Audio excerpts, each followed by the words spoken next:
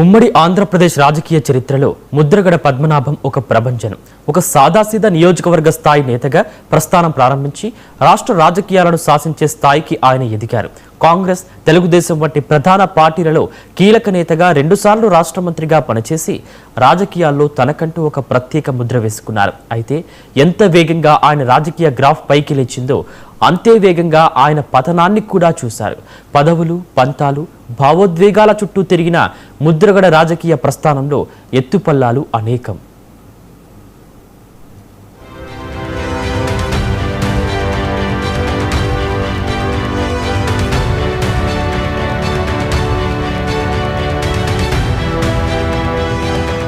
ముద్రగడ పద్మనాభం రాజకీయ ఎదుగుదల చాలా ఆసక్తికరంగా సాగింది. 1977లో ప్రత్తిపాడు శాసనసభ్యుడిగా ఉన్న ఆయన తండ్రి వీర రాఘవరావు హఠాన్మరణం చెందడంతో 1978లో జనతా పార్టీ తరఫున రాజకీయ అరంగేట్రం చేశారు. తొలి ఎన్నికల్లోనే ప్రత్తిపాడు నుండి ఘన విజయం సాధించి అసెంబ్లీలో అడుగుపెట్టారు. ఆ తరువాత ఎన్టీఆర్ స్థాపించిన తెలుగుదేశం పార్టీలో చేరి 1983, 1985 ఎన్నికల్లో వరుస విజయాలు సాధించారు.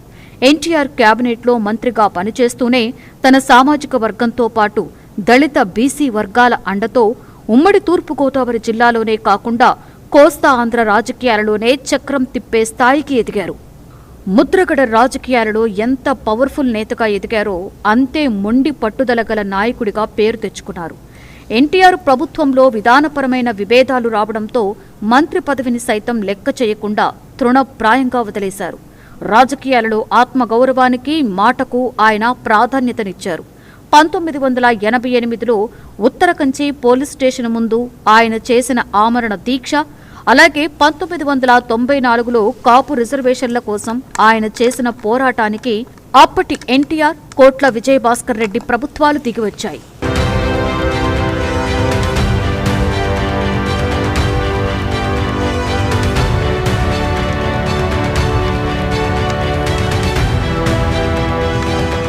పంతొమ్మిది 1990ల ముగింపు నుండి ముద్రగడ రాజకీయాలలో తిరోగమనం ప్రారంభమైంది. 1995 అసెంబ్లీ ఎన్నికల్లో ఓడిపోవడంతో తీవ్ర నిర్వేదానికి లోనైన ఆయన జన్మలో ప్రత్తిపాడు నుండి పోటీ చేయను అని భావోద్వేగ ప్రకటన చేశారు. ఈ మాట మీద నిలబడడం ఆయన నైతికతను చాటినా రాజకీయంగా పెద్ద మైనస్గా మారింది. 2009లో వైఎస్ఆర్ పిలిచి ప్రత్తిపాడు సీటు ఇస్తానన్నా నిరాకరించి కాపు ఓటర్లు ఎక్కువగా ఉన్న పిఠాపురం నుండి పోటీ చేసి ఓడిపోయారు. ఆ తరువాత 2014 సార్వత్రిక ఎన్నికల్లో మళ్లీ తన సొంత గడ్డ అయిన ప్రత్తిపాడు నుండి స్వతంత్ర అభ్యర్థిగా బరిలోకి దిగినప్పటికీ ఓటమి తప్పలేదు. భావోద్వేగ నిర్ణయాలు, సాంప్రదాయ రాజకీయ సమీకరణాలను అంచనా వేయడంలో విఫలం కావడం ఆయన రాజకీయ పతనానికి కారణాలయ్యాయి.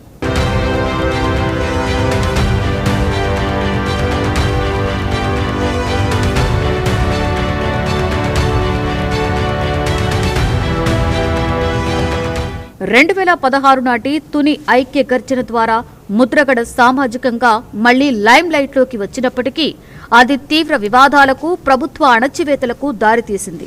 ఆ తర్వాత సొంత సామాజిక వర్గంలోనే కొందరు రాజకీయ ప్రయోజనాల కోసం తనని ఒంటరి చేశారు అనే ఆవేదనతో ఆయన ఉద్యమానికి స్వస్తి పలికారు.